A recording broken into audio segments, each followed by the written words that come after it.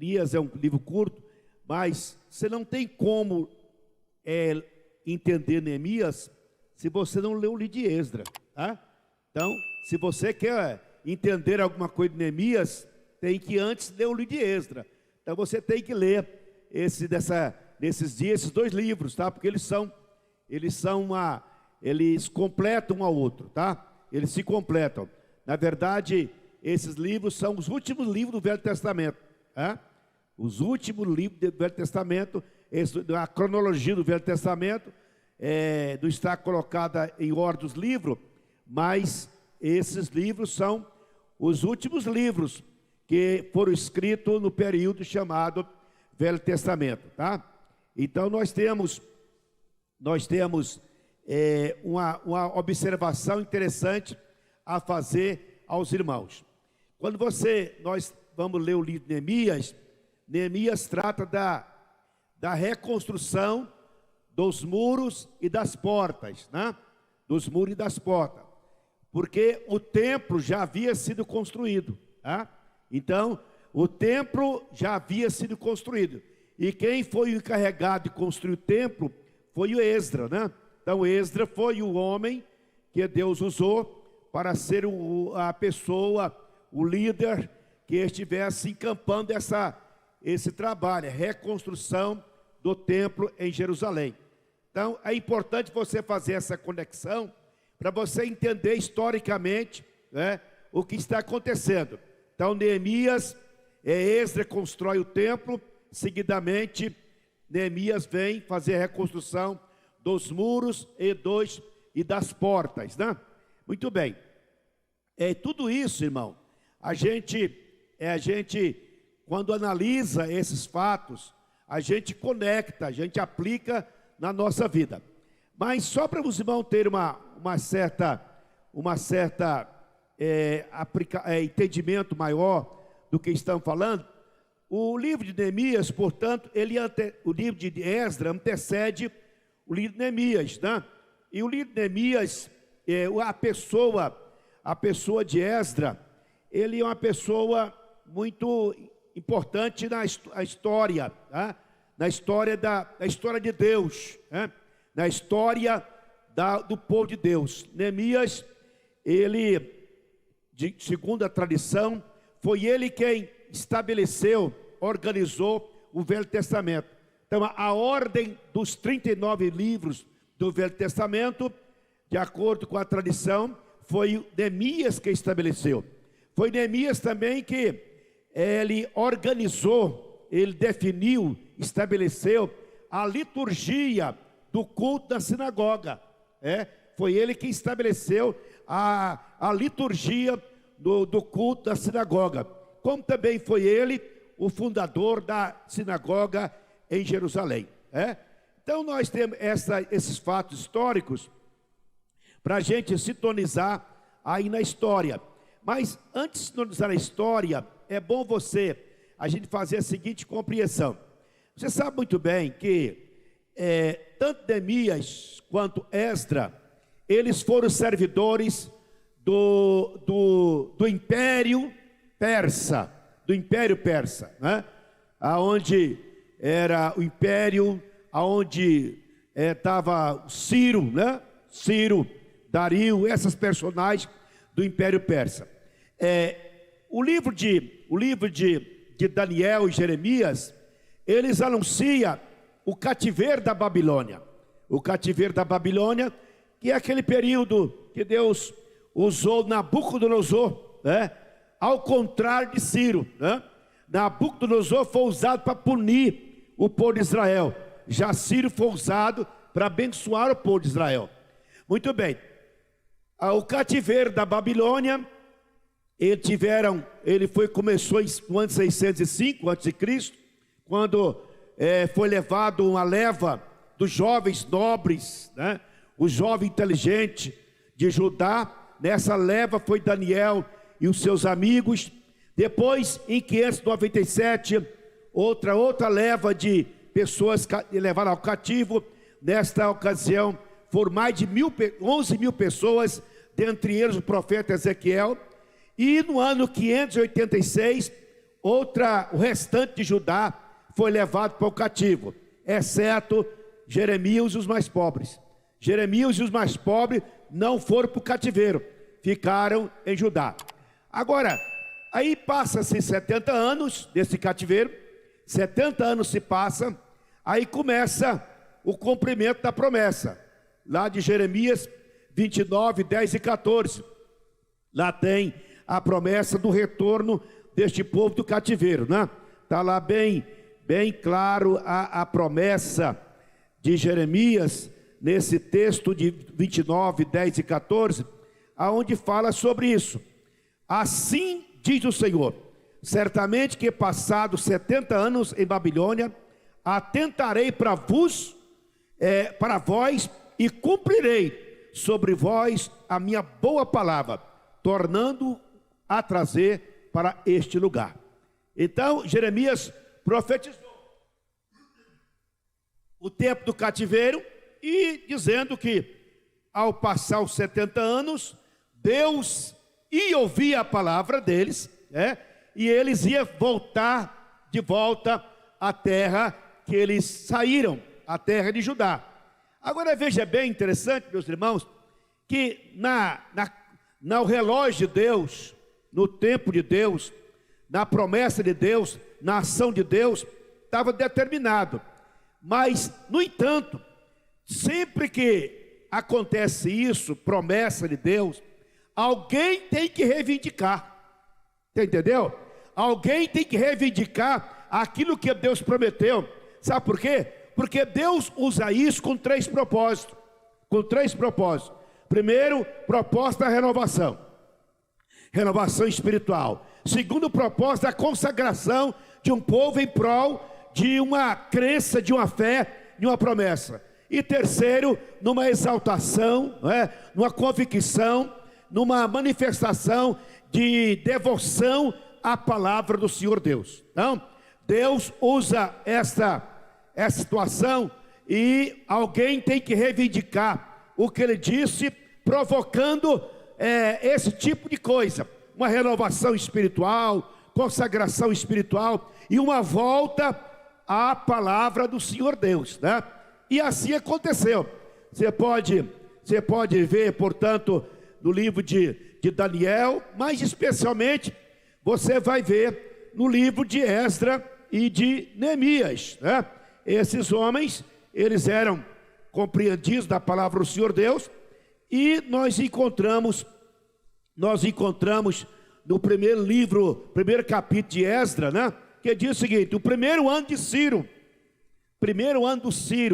rei da Pérsia, para que se cumprisse a palavra do Senhor. Ora, para que se cumprisse a palavra do Senhor, falada por intermédio do profeta Jeremias, despertou o Senhor espírito em Ciro, espírito de Ciro, rei da Pérsia, o qual proclamou por todo o seu reino, como também por escrito, dizendo. Ou seja, aí ele fez um decreto aonde ele estava como rei da Síria, determinando que todo o povo de Israel, que todo que for levado cativo, voltasse para sua terra e tivesse toda a autoridade de construir o templo, providenciou recursos financeiros, devolveu os utensílios, que aquele rei Belsazar tomou e fez uma algazarra lá no templo, usando os utensílios de forma irreverente, de forma abominável, lá no capítulo de Daniel, naquele momento em que Deus determinou o final do reinado de Belsazar, inaugurou, portanto, o tempo de Ciro. Agora veja bem, este homem Ciro aqui, ele não era judeu, não era crente, mas a gente tem que saber qual que é a história desse homem, né? Desse homem. No capítulo 45 de Isaías, fala bem claro: assim diz o Senhor ao seu ungido, a Ciro, a quem tome pela mão direita, para bater as nações diante da tua face, e desarmar os seus reis, para abrir diante dele as portas, e as portas não se fecharão. Então Deus usa de uma forma especial e tremenda a pessoa do Ciro, né? Aí você vai pensar, mas o que é esse Ciro? Por que ele chegou nessa situação? Aí não tem uma explicação na Bíblia, mas se for historiar lá, tem razão. Tem um motivo. Ciro, ele era da Pérsia, ele é filho de um rei, de um governador. Aí a família brigou. Ciro, diz a história que Ciro foi esconder Ciro para não ser morto, e de forma que diz que Ciro foi agasalhado, foi protegido, foi aconselhado, foi instruído por um pastor, né? O pastor criou ele, até que ele desenvolveu inteligência tal, que a família chamou a atenção da família, e ele voltou para o convite da família, e tornou o rei da Pérsia, Ciro o Grande. Esse homem que Deus usou de uma forma especial para ser o cumpridor da palavra que Deus havia dito que haveria de cumprir.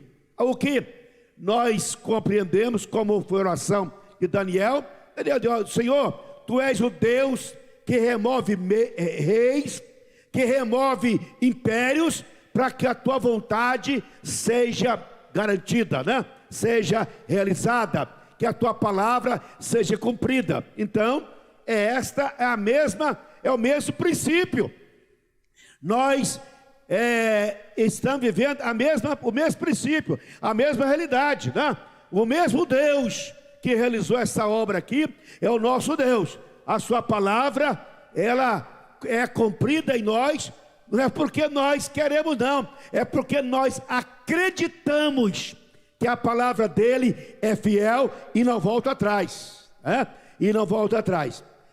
Muito bem, mas é interessante, quando nós falamos sobre esse tema que nós vamos desenvolver aí, é porque é o seguinte,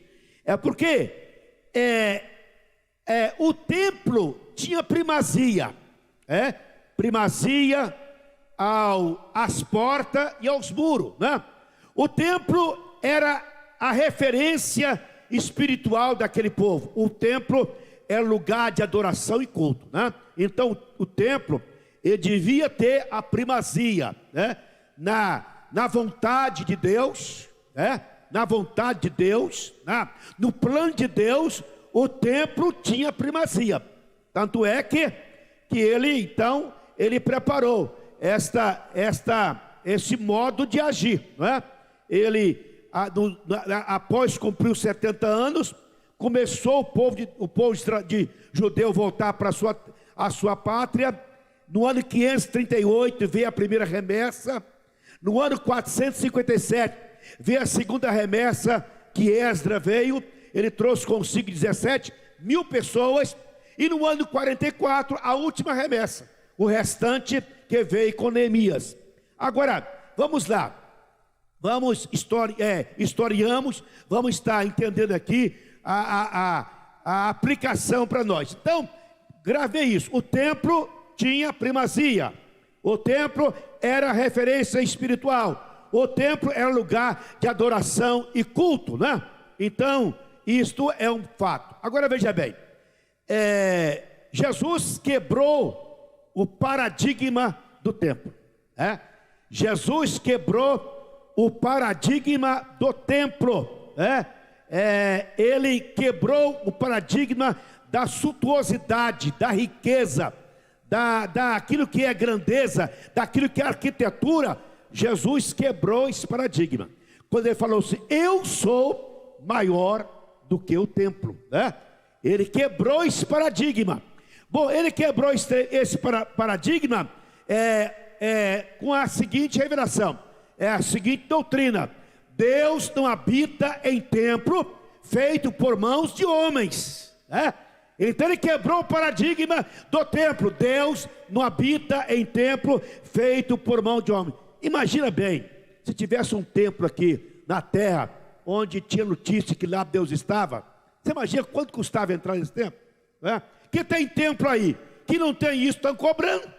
Imagina bem se um templo tivesse essa notícia. Lá Deus está falando, lá Deus está presente. Então ia cobrar caro, ia fazer fila, tinha que agendar e assim por diante. Então, esse paradigma foi totalmente quebrado. Jesus, na sua palavra, ele está centralizando tudo nele. Ele está centralizando tudo nele. Toda referência espiritual, toda primazia, toda adoração e todo culto é em Jesus, né? Então ele centralizou essas referências que tinha no templo, a sua pessoa, né? Ele, Jesus, portanto, é referência espiritual. Ele, Jesus, é a primazia de qualquer crente. Ele, Jesus, é o lugar certo, o modo certo da gente adorar e cultuar a Deus, né? Muito bem. Agora, a gente, quando a gente fala em templo, em referência de Deus na terra, nós não fazemos isso por referência a um santuário, a um lugar físico, a um lugar da arquitetura humana, porque senão, irmão, nós dependêssemos de templo, nós estávamos perdidos, né? É que tem coisas suntuosas nesse mundo aí, em templo, que vou dizer, a grandeza é estrondosa, né? Riquezas e mais riqueza. Tanto templo especial. Você vai lá em Paris, né? Você fica encantado com tantos templos. Catedral de Notre Dame, né? Catedral de São Pedro, né? Basílica de São Pedro, Basílica de São Paulo, São Paulo e assim por diante. De lá em Londres, da mesma forma, lá em Barcelona, aquela igreja que eu tenho vontade de conhecer, de entrar lá, passar um dia lá, igreja Coração da Família, é a coisa mais bela que você pode imaginar, em termos de arquitetura, né? É fascinante. A Catedral de Madeleine, né? Então assim por diante, e assim vai, né? Aí vem o Templo de Salomão, vem aí a Basílica de Aparecida, e assim por diante. Então, nós não dependemos disso, né? Esse paradigma, Jesus quebrou para nós. Aí, o texto é bem claro. Nós tornamos, portanto, o templo, a habitação de Deus. Cada pessoa em particular que aceita Jesus, que crê em Jesus, que é salvo por Jesus, ele torna então o templo da habitação de Deus, né? Aí outra confirmação disso é que Deus procura os verdadeiros adoradores que o adoram em espírito e em verdade, né? Outra confirmação: onde tiver 2 ou 3 reunidos, aí eu estou no meio deles, né? Então esta confirmação de que Deus, portanto, ele não habita em templo feito por mão de homens, mas habita no coração de um homem quebrantado, liberto, salvo e na sua palavra, né? Então o verdadeiro santuário de Deus é o coração de um homem salvo, de um homem temente e de um servo verdadeiro, né? A glória de Deus não está nos templos. A glória de Deus está dentro de cada um de nós. A glória de Deus está dentro de cada um de nós, né? Vamos ler, confirmando isso. É importante a gente fazer essa leitura. Vamos ler 2 textos aqui para a gente fazer uma consideração no Novo Testamento. 1 Coríntios 3, capítulo 16, versículo 16 e 17, fala assim: não sabeis vós que sois santuário de Deus e que o Espírito de Deus habita em vós? Se alguém destruir o santuário de Deus, Deus o destruirá, pois o santuário de Deus, que sois vós, é sagrado. Amém? Olha bem, então nós encontramos aqui que o Paulo fazendo a comparação na imagem do templo. Imagina você querer chegar. Você viu agora esses dias a Catedral de Notre Dame pegou fogo, né? Esse cara saiu nota aí, ó, um estrago, né? Um estrago tremendo. A Catedral de Notre Dame pegou fogo, destruiu parte daquela catedral. Aí abriu-se uma ONG especial para reformar a catedral. E saiu assim, que aquela ONG estava pedindo às pessoas para não mandar mais dinheiro, porque há tanto dinheiro que mandar para reconstruir a catedral, que estava sobrando dinheiro, eu não sabia com o que fazer. O que eles tinham mandado para reconstruir, dá para fazer outra catedral. Você imagina bem como que as pessoas é pegada a esse lado físico, né? Esse lado arquitetônico, esse lado de grandeza, de majestade e assim por diante. Então, imagina bem se alguém fosse denunciado como fosse o autor daquele fogo, né? Rapaz, o mundo ia acabar com essa pessoa, né? Se os homens, portanto, zelam tão cuidadosamente, preservam com tanta atenção um templo que é feito por mão de homem, que não passa de arquitetura, de riqueza humana, tem esse sentimento e esse valor, imagina o verdadeiro templo que é a habitação de Deus, que é cada um de nós em particular. É sagrado, é coisa santa, né? Veja bem, aí nós temos também, no capítulo 6, também de Coríntios, capítulo 12 em diante, olha aqui, 12 ao 20, eu preciso ler o texto todo, sei que às vezes não é convidativo ler texto todo da Bíblia, numa pregação, mas hoje a gente está aqui para seminário, para ler o texto todo. 1 Coríntios 6, 12 ao 20, veja bem, todas as coisas me são lícitas, mas nem todas me convêm. Todas as coisas me são lícitas, mas eu não me deixarei dominar por nenhuma delas. Os alimentos são para o estômago e o estômago para os alimentos. Deus, porém, destruirá ambos. Mas o corpo não é para a prostituição, serão para o Senhor, e o Senhor para o corpo. Ora, Deus que ressuscitou o Senhor, também nos ressuscitará pelo seu poder. Não sabeis vós que os vossos corpos são membros de Cristo? Tomarei, pois, os membros de Cristo e os farei membros de meretriz, não por certo. Ou, não sabeis que o que se une à meretriz faz-se um corpo com ela? Pois serão, como se diz, dois numa só carne. O que, porém, se une ao Senhor é um espírito com ele.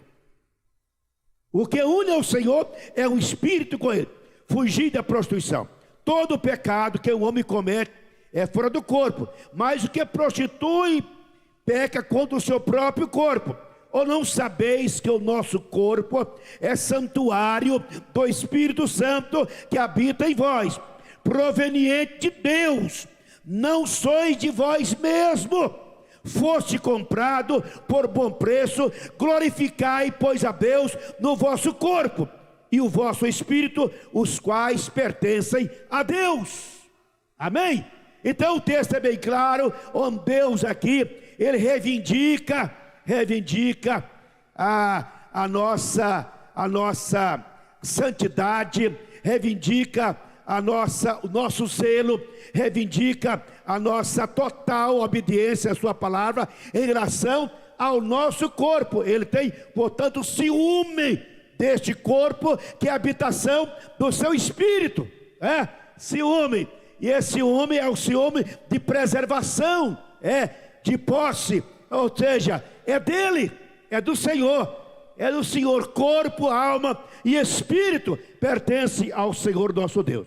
Ainda nesta mesma direção, no capítulo 6 de 1 Coríntios, capítulo 6, o 14 e 18, olha o que diz para nós aqui, assim: não vos prendais a um jugo desigual com os infiéis, pois que sociedade tem a justiça com a injustiça, e que comunhão tem a luz com as trevas, e que harmonia há entre Cristo e Belial?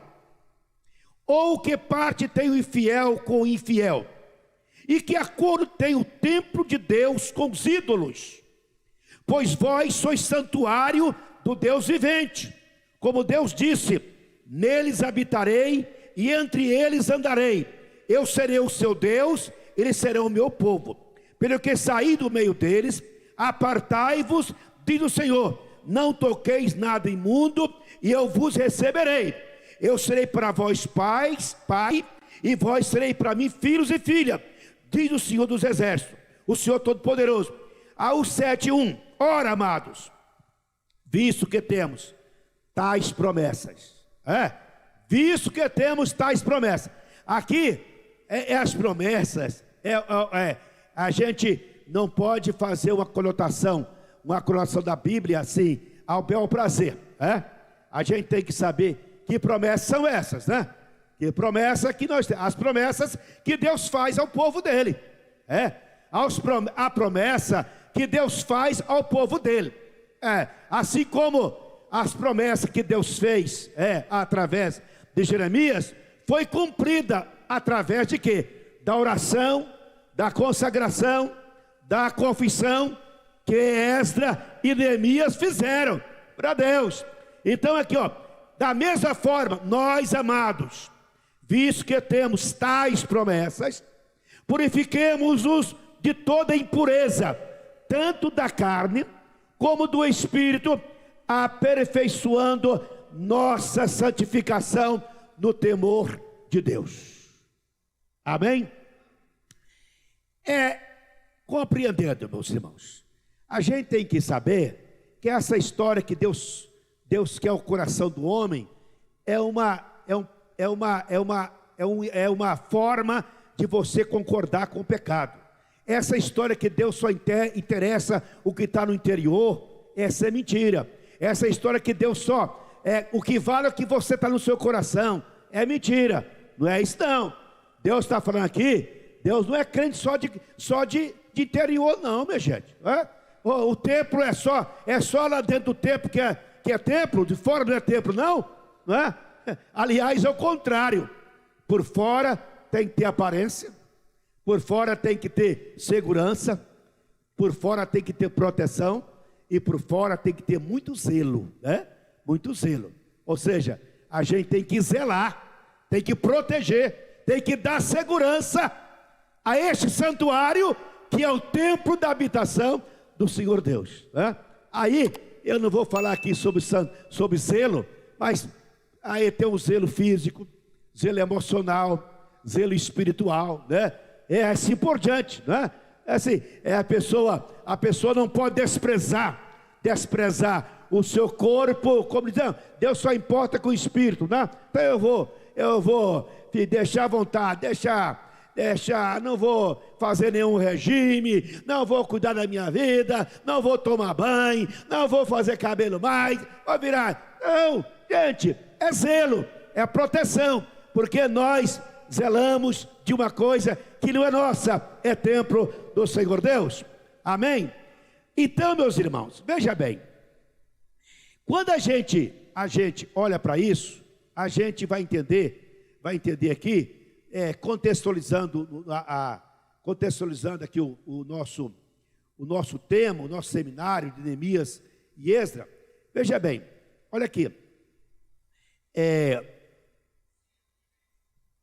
veja bem o que é interessante,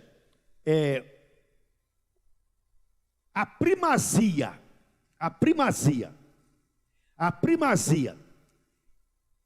dos judeus era o templo, que referia ao templo?